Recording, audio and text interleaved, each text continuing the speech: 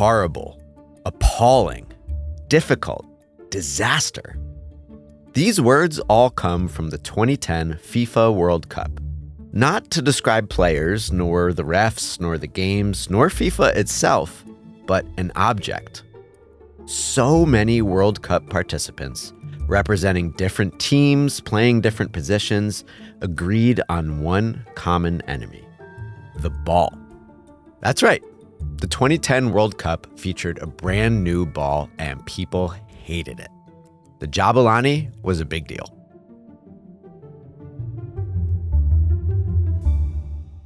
Oh, hey, real quick. If you subscribe to Secret Base on Patreon, you could have already seen this video and seen it without ads, not to mention a whole lot of other stuff. I'd like to begin with an exercise. You can try it wherever you are, and we'll do it live on screen as well.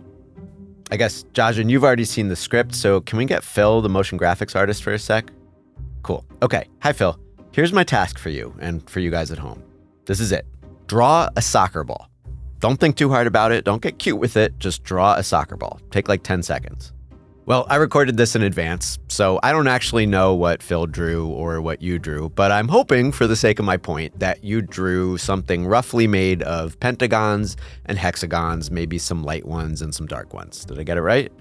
Either way, my point here is that there is one soccer ball design so familiar that it's become an icon. Literally, it's the soccer ball emoji.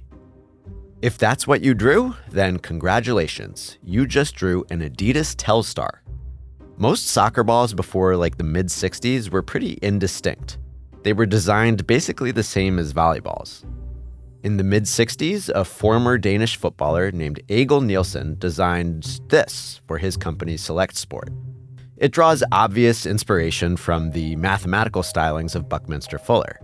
And when Adidas became the official World Cup ball maker, they used a version of Nielsen's design. They called it the Telstar because people thought it looked like a communication satellite. 32 panels, 20 hexagons, 12 pentagons. It's wild to me that such an iconic design was created so recently. I never really thought about it before, but it deserves that status, I think. It's such an aesthetically and mathematically satisfying pattern. This ball, or more accurately, this truncated icosahedron, has a lot going for it. It's straightforward to manufacture, it holds up pretty reliably, it works just fine, and the vivid contrast between the dark pentagons and the light hexagons made it easy to see on a black and white TV broadcast. In the era of color TV, Adidas messed with the pattern and then the color on the World Cup ball, but made no significant tweaks to its construction. And then they tweaked hard. The 2002 World Cup ball presented major changes, though you couldn't quite see them. It was still 20 hexagons and 12 pentagons on the outside, but weird, ostensibly high-tech stuff going on beneath the surface. People complained. Adidas had to deny using child labor, too. Bad look. The 2006 ball was even more of a departure from the iconic design, and this time you could tell with the naked eye. No longer was the ball made of 32 ordinary polygons.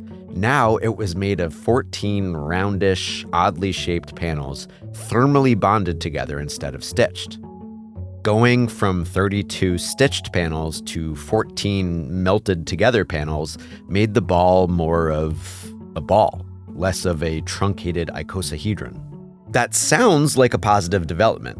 A smoother sphere with less variety and texture makes for a more uniform kicking surface. Fewer dead spots, more accuracy, they said. All good stuff. But here's the thing about texture. Balls meant to fly through the air should not be perfectly smooth. The right amount of texture actually makes a ball more aerodynamic. The dimples on a golf ball, the stitches on a baseball, they promote rotation, which promotes directional travel. This article offers a good example. Imagine kicking a beach ball really hard. Or imagine this handsome stock image guy doing it. For a moment, the ball will travel in the direction it was struck, and then rather promptly, it will experience a rapid shift in drag, spin way less, and veer off in a seemingly random direction. That is knuckling, and it happens not only because a beach ball is very light, but very smooth. A thrown or kicked ball will lose some speed as it flies through the air. Depending on that ball's size, weight, texture, and whatnot, there is a measurable range of speed above and below which the airflow around it changes, causing drag. This is me attempting to explain physics. If I am misspeaking, please be nice. It's not my expertise. I strongly suspect that smooth 2006 World Cup ball had too high and too wide a range of speed at which it experienced a so-called drag crisis. It knuckled at velocities typical for a kicked soccer ball. It moved unpredictably, too much like a beach ball.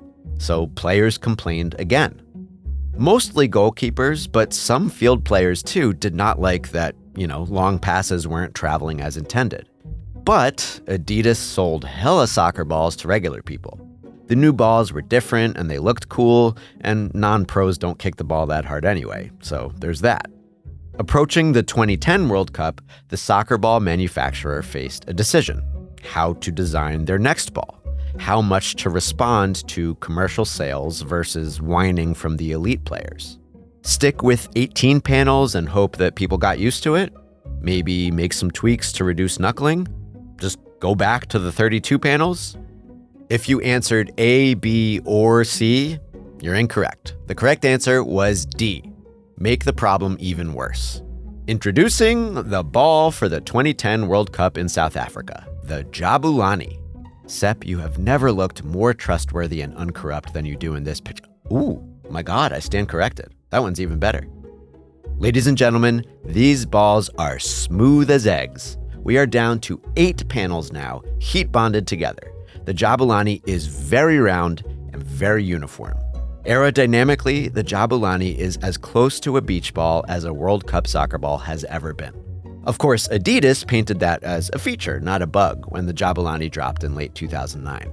They said the ball's smoothness would make it fast, eliding the variable of accuracy. And they said, yeah, it's got 8 panels, but those panels have little dimples on them, so goalkeepers can't get mad.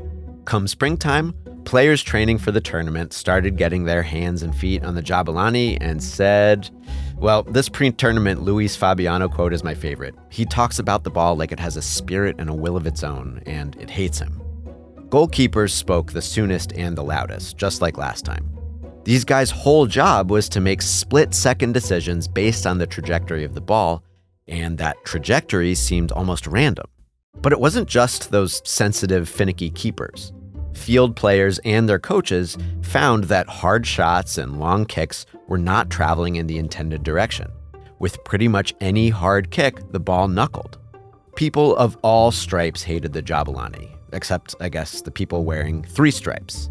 Adidas-sponsored players fell in line to be like, I don't know, I think the ball is fine. I don't see any issue with it. Ha ha ha. Once the actual game started, those guys fell quiet and most everyone else got grumpier.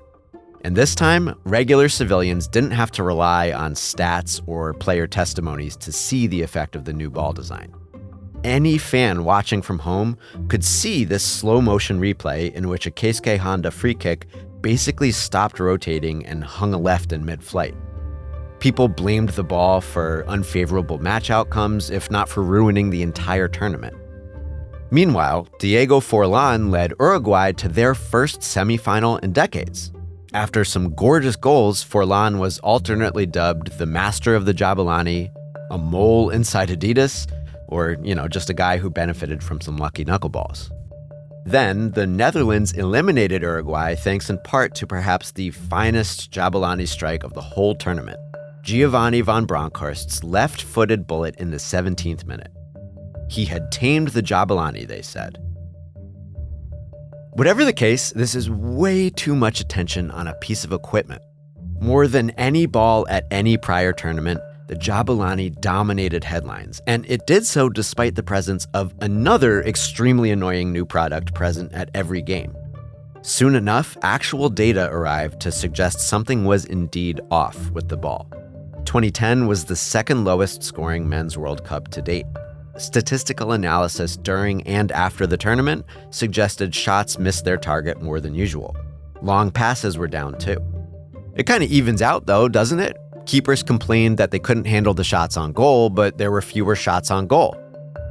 No? Not convincing? Okay. Nasty headlines, damning videos, and discouraging correlational data were not enough to trigger a change. Certainly not during the 2010 World Cup. And, Adidas scrambled to adjust the ball in time for the 2011 Women's World Cup and gave it a new name and everything, but it was very similar to a Jabulani. After those tournaments, scientists, including NASA, actual NASA, got the Jabulani in a lab to show that the players were not nuts and the correlational data might have represented at least a little causation. Wind tunnel studies demonstrate that a traditional 32-panel soccer ball knuckles when traveling around 30 miles per hour. For the Jabulani, the drag crisis happened at about 55 miles per hour, and it didn't recede until after a lot of deceleration. 55 miles per hour is a pretty common speed for kicked soccer balls in the World Cup. That's bad. Adidas had to course correct for the next World Cup, and they did. The 2014 ball actually had fewer panels than the Jabulani, but more texture on each panel and deeper seams between the panels. The added texture significantly lowered the speed at which drag crisis occurred. This ball did not make news the way the Jabulani did, which is good. You do not want people talking about the ball. So what can we learn from the Jabulani? You might say, if it ain't broke, don't fix it. Or to quote the great Charles Oakley, if it ain't broke, don't break it. That's good advice, but big corporations don't always operate by that principle. The urge to stay relevant, to stay fresh, to stay expanding incentivizes companies to pretend things are broken simply so they can sell fixes. Adidas had themselves a genuinely iconic product, widely beloved and imperfect in ways that could be improved upon subtly. But instead of leaning into that, they tried innovation for the sake of innovation, novelty for the sake of novelty. So I think the aphorism goes backward, too. If it ain't fixed, was it ever really broken? Or you can throw out all that philosophical stuff and leave with just this one lesson. A ball can be too round.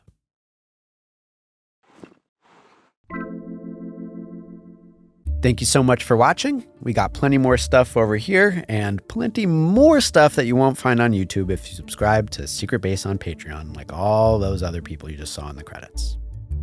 Okay, bye.